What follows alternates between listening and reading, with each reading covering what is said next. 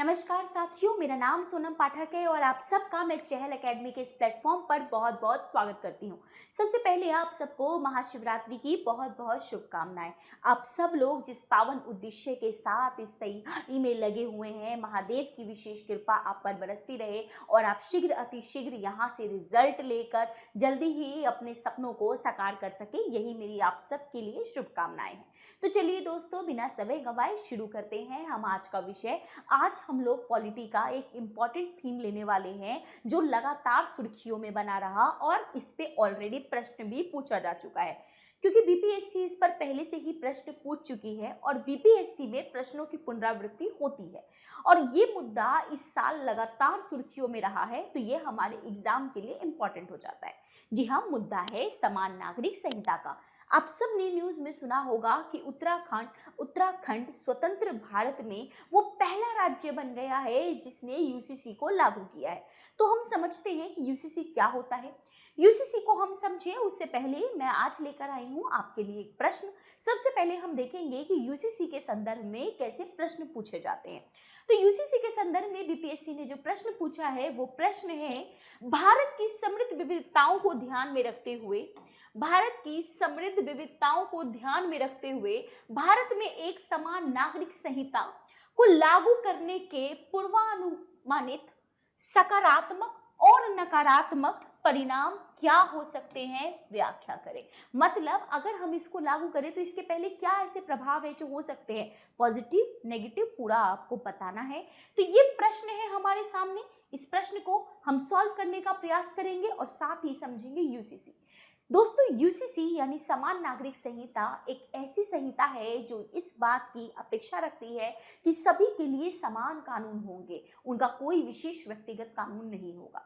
इसका जो है हमारे यहाँ पे संविधान के आर्टिकल 44, जी हाँ, संविधान का आर्टिकल 44 जो कि नीति निर्देशक तत्वों में आता है। नीति निर्देशक तत्वों में आर्टिकल 24 के बारे में कहा गया है कि राज्य जो है वो एक समान कानून लगाने का प्रयास करेंगे। व्यक्तिगत मामलों को शासित करने वाले समान कानूनों का आह्वान कि सभी का यहाँ पर क्या होगा, सभी के लिए जो उनके व्यक्तिगत भी मामले हैं, जैसे वो विवाह का मामला हो सकता है, गोद लेने का मामला हो सकता है, यहाँ पर संपत्ति का मामला हो सकता है, संपत्ति उत्तराधिकार का, उन सब में एक समान कानून होगी। दोस्तों, पता है हमारे यहाँ पर आपराधिक जो स्थिति होती है, आपराधिक प्रक्रिया के लिए तो एक समान कानून है, लेकिन जो हमारे यहाँ पर व्यक्तिगत मामले हैं, जैसे शादी हो गया, बच्चा गोद लेना हो गया, अपनी प्रॉपर्टी जो है वो यहाँ पर देना हो गया, विरासत संबंधी मुद्दा हो गया, इसके संदर्भ में धर्म विशिष्ट अलग अलग कानून है। मुस्लिम्स का अलग पर्सनल लॉ है, ईसाइयों का अलग चीजें चलती हैं, हिंदू का हिंदू जो है वो हमारा हिंदू अधिनियम है, तो हिंदू उत्तराधिकार अधिनियम 1955 है। तो यानी इन सब का संहिताबद्ध करके एक जैसा कानून हो, जैसा कि हाल में उत्तराखंड देश का पहला ऐसा राज्य बना है जिसने यूसीसी को लागू किया है। अब उत्तराखंड ने तो लागू किया, क्या इससे पहले यूसीसी कहीं लागू था? दोस्तों, आपको ये ध्यान में रखना है कि यहाँ पर हम बात करें तो गोवा एक ऐसा राज्य था भारत में जहाँ पे गोवा संहिता की वजह से वहाँ पे उनका अपना यूसीसी की तरह ही प्रक्रिया चलती थी। मतलब वहाँ पर सभी के लिए उनके अपना व्यक्तिगत कानूनों की बजाय एक समान ही कानून थे। अब स्वतंत्र भारत में यहाँ पर उत्तराखंड वो पहला राज्य बन के आ चुका है। तो क्या बाकी राज्यों को भी ये प्रक्रिया अपना लेनी चाहिए? इस देश में जब हम बार बार बात करते हैं एक देश एक चुनाव, एक देश एक कर, एक देश, तो एक कानून क्यों नहीं? एक देश और एक कानून अगर हम लेकर आए तो इसके क्या पॉजिटिव इम्पैक्ट हो सकते हैं और क्या नेगेटिव इम्पैक्ट हो सकते हैं, एक एक करके चर्चा करते हैं। अगर हम लोग बात करें कि अगर एक समान ये कानून अगर लेकर आया जाता है, यूसीसी अगर केंद्रीय स्तर पर अगर यहाँ पर सरकार बिल ले आए, ऑल्दो ट्राई भी किया था प्राइवेट मेंबर के थ्रू, बट वो हो नहीं पाया। तो थिंग इसकी अगर सरकार लेकर आती है यूसीसी तो उसके पॉजिटिव इम्पैक्ट क्या देखने को मिलेंगे? उसका सबसे बड़ा पॉजिटिव ये हो जाएगा कि क्या होता है, व्यक्तिगत कानून होते हैं, तो व्यक्तिगत कानूनों में यहाँ पर जो है, जैसे कि आपने शाहबानो प्रकरण मामले के बारे में सुना होगा। शाहबानो प्रकरण में क्या हुआ था, यहाँ पर उसे जो मेहर की राशि है वो नहीं मिल पाई थी और इसी तरीके से कई जगह जो क्रिश्चियन कम्युनिटी है, जो पारसी समुदाय है, यहाँ पर विमेन्स के पास कई तरह के राइट्स नहीं मिल पाते हैं। लेकिन अगर एक समान कानून होगा तो समान न्याय जो है वो सुनिश्चित हो पाएगा। अलग अलग मुद्दों के लिए जो न्यायपालिका में जो मुद्दे जाते हैं वो चीज़ों में कहीं ना कहीं कमी आएगी। हम जेंडर इक्वालिटी की बात करते हैं, हमारा लक्ष्य है SDG 5 के तहत क्या करना, SDG 5 के तहत जो है लैंगिक समानता को स्थापित करना। हम वो सुनिश्चित कर पाएंगे, समाज में यहाँ पे जो है वो समरसता को बढ़ावा मिलेगा, समाज में धर्मनिरपेक्षता, जो कि हमने 42वें संविधान संशोधन से भारत के संविधान में पंथ निरपेक्षता शब्द को जोड़ा था, जिसका मतलब था कि यहाँ पर क्या होगा, राज्य के लिए सभी समान होंगे, राज्य का अपना कोई धर्म नहीं होगा। लेकिन यहाँ पर हर समुदाय के लिए जो अलग अलग धर्म है और उनके हिसाब से अलग अलग जो कानून चल रहे हैं वो कहीं ना कहीं समानता को तो इंश्योर नहीं करते हैं, क्यों, और पंथ निरपेक्षता को भी इंश्योर नहीं कर रहे हैं। तो वो कहीं ना कहीं उसको रोका जा सकेगा और एक्चुअल में हमारा जो स्टेट है वो एक सेकुलर स्टेट के रूप में बनकर उभरेगा। इससे जो समाज के खासकर जो कमजोर समूह हैं उनको भी यहाँ पर संरक्षण मिलेगा, जो भी हमारा वल्नरेबल सेक्शन है, क्यों, क्योंकि सारी प्रक्रिया एक जैसी सब पे लागू होगी। यहाँ पर दुनिया के अगर हम प्रगतिशील देश देखें वहाँ पर भी UCC की तरह ही प्रक्रिया चलती है, उनके कोई अलग अलग कानून नहीं होते। हम उदाहरण देख सकते हैं दोस्तों तुर्की का। तुर्की के बारे में अगर आप देखेंगे तो तुर्की एक जो है वो क्या है, एक इस्लामिक कंट्री है, बावजूद इसके यहाँ पर तुर्की में यहाँ पर सबके लिए एक जैसा जो है वहाँ पे वो कानून जो है वो लेकर आए। तो यानी इन द सेंस यहाँ पर हमने क्या देखा कि ये जो चीज़ है ये प्रगतिशील कोई भी देश होता है तो वहाँ पे हर समूह के लिए अलग अलग कानून व्यवस्था नहीं होती है। तो भारत को भी खासकर जब हम विकसित भारत बनाने का अपना सपना देख रहे हैं 2047 में, तो ऐसे में ज़रूरी हो जाता है कि यहाँ पर हम इन चीज़ों को लेकर आए। लेकिन क्या ये प्रक्रिया इतनी आसान है, क्या इसके कुछ नेगेटिव इम्पैक्ट नहीं होने वाले? नहीं दोस्तों, UCC अगर लागू करना इतना ही आसान होता तो जब हमारा देश आज़ाद हुआ और जब हमने अपनी संविधान को जब हम अपना बना रहे थे हम तभी इसे ले आते। तब यहाँ पे इसके हिमायती में थे KM मुंशी, राइट ना, KM मुंशी ने कहा कि इसको जो है लागू किया जाना चाहिए और ऐसे बहुत सारे हमारे जो संविधान निर्माता थे वो चाहते थे इसे लागू करना, परंतु उस दौरान भी यहाँ पर इसको बहुत ज़्यादा विरोधों का सामना करना पड़ा और यही कारण रहा कि इसको जो है यहाँ पर DPSP में डाला गया ताकि जब इस देश में अनुकूल परिस्थितियां हो जाए तब UCC को लागू किया जा सके। खैर, इसको लागू करने में क्या चुनौतियां हो सकती हैं या क्या मुद्दे हैं? सबसे पहली बात तो यही आती है जो उस दौरान हुई थी संविधान सभा में जब KM मुंशी इसको लागू करने की जब यहाँ पर बात कर रहे थे, उस दौरान भी यहाँ पर जो है मीनू मसानी और बहुत सारे नेता चाहते थे कि ये लागू हो, परंतु यहाँ पर जो है सो इसको विरोध का सामना करना पड़ा था, क्योंकि ऐसा माना जाता है कि जब UCC लागू होगा, जब समान नागरिक संहिता जो है लागू होगी तो ये विभिन्न धर्मों के आंतरिक मामलों में हस्तक्षेप की बात होगी। जो धर्म का अपना व्यक्तिगत जो मामला है विभिन्न धार्मिक समुदायों का, उसको कहीं ना कहीं ये प्रभावित करेगा। अल्पसंख्यकों की ये आशंका है, जो भी विभिन्न हमारे यहाँ धर्मों के जो समूह हैं, कि ये कहीं ना कहीं उन पे बहुलवादी जो विचारधारा है, उन पे कहीं ना कहीं हिंदूवादी जो विचारधारा है वो उन पे एक थोपने का प्रयास किया जा रहा है।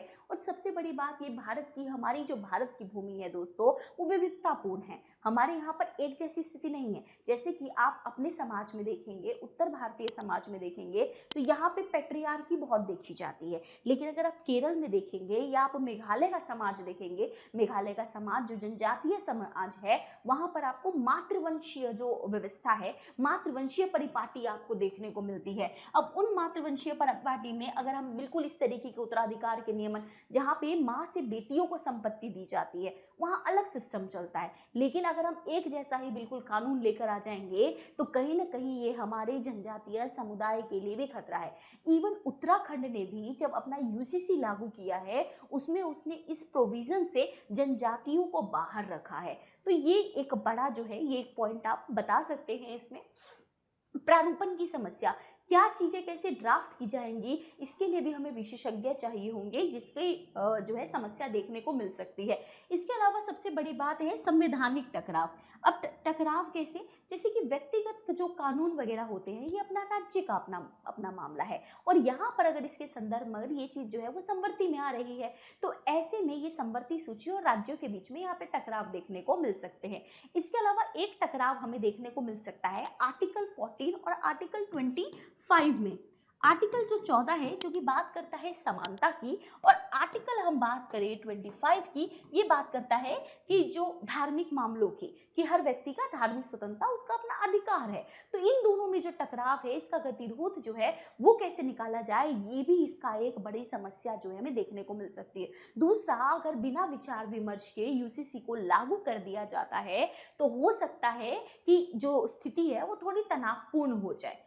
तो ओवरऑल क्या है, इसके संदर्भ में हम देखें, विधि आयोग की दोस्तों एक रिपोर्ट थी, विधि आयोग, आप अपने आंसर में जरूर कोट कीजिएगा। विधि आयोग ने 2018 में एक लाइन कही थी, कहा था कि यूसीसी ना तो आवश्यक है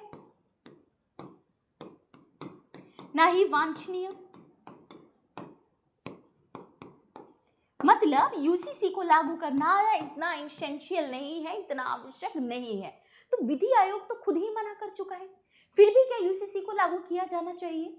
तो यूसीसी को लागू करने के संदर्भ में हम देखते हैं कि भाई इसके इम्पैक्ट तो है, जरूरी है इसे लागू करना। क्यों है? सुप्रीम कोर्ट के कई ऐसे केसेस, चाहे आप शाह बानो वाला मामला देखिए 1985 का, जब शाह बानो सुप्रीम कोर्ट में जाती है अपनी मेहर की राशि के लिए, कि उसकी जो भी मेहर की राशि है वो उसको दे दी जाए, तो वहां पे क्या होता है कि उस टाइम पर यही होता है कि 3 तलाक वो जो है तलाक वाला जो है अधिनियम फाइनली आता है कि नहीं, ये उनका अपना व्यक्तिगत मामला है, धार्मिक मामलों में इस तरीके के हस्तक्षेप नहीं होंगे, जिसका बहुत विवाद होता है। और फाइनली जब शायरा बानो वाला केस आता है, जब यहाँ पे न्यायालय द्वारा जब ट्रिपल तलाक को जो है यहाँ पे क्या कर दिया जाता है, स्ट्राइक डाउन कर दिया जाता है, फिर सरकार ट्रिपल तलाक अधिनियम लेकर आती है, तो ये एक बड़ा लंबा जो है सफर रहता है। फिर सेम सरला मुदगल केस में जो है वो यहाँ पर व्यक्तिगत कानून और यहाँ पर समाज ये जो यूसीसी है, इनके बीच के जो है अंतर को समाप्त करने के लिए जो है कोर्ट द्वारा कहा जाता है। तो कोर्ट अपने विभिन्न केसेस में, चाहे वो यहाँ पर शाह बानो हो, चाहे वो यहाँ पर सरला मुदगल केस हो, या फिर शायरा बानो केस हो, बार बार कोर्ट कह चुका है भाई यूसीसी बनाओ, यूसीसी लेकर आओ। तो क्या यूसीसी जो है वो लेकर आया जाना चाहिए? देखिए, अभी तो मांग यही उठ रही है कि यूसीसी लाया जा सकता है, लेकिन यूसीसी लाने की प्रक्रिया आसान नहीं है। तो हम एक काम कर सकते हैं, जैसे कि अभी उत्तराखंड ने लागू किया है, गोवा में ऑलरेडी है, ऐसे कुछ कुछ जो राज्य है वो चरणबद्ध तरीके से अपने स्तर पर पहली बात लेकर आ सकते हैं। जब इस तरीके की प्रक्रिया थोड़ा एक सामान्यीकरण हो जाए, इन प्रक्रियाओं में हम समानता को प्राथमिकता दे सकते हैं कि यहाँ पर कोई भी अल्पसंख्यक वर्ग, कोई भी समूह अपने आप को अछूता महसूस न करे। जनजातियों को विशेष संरक्षण देके इससे दायरे से बाहर किया जा सकता है, जस्ट लाइक उत्तराखंड में किया गया है। इसके अलावा यहाँ पर जरूरी है कि सारे स्टेक होल्डर के साथ बैठ के बातचीत हो, पारदर्शिता से डिबेट हो इस मुद्दे पर सही तरीके से, और एक सर्वसम्मति बनाने का प्रयास किया जाए। एक सर्वसम्मति बनेगी तो यहाँ पर इसको लागू कर पाना थोड़ा आसान होगा और लागू किया जा सकता है। और व्यक्तिगत कानूनों में भी जहाँ पे भेदभाव आ रहा है, जहाँ पे महिला पुरुष में असमानता देखने को मिल रही है, उन कानूनों में भी तो सुधार किया जा सकता है।